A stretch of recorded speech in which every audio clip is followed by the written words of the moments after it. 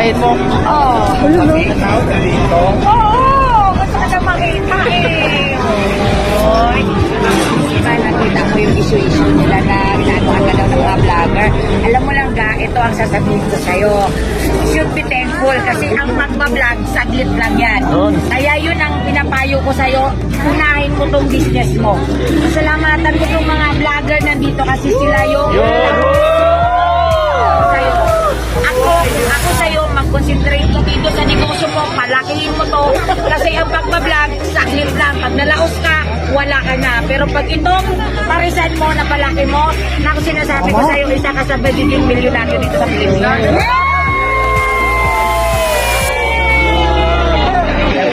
Congratulations! Ang vlogger, kasi ang vlogger talaga nakatulong para dumamo yung pagkabay ko. Kasi nakikilala ako dahil sa mga vlogger. Ayan. Kaya kahit sinong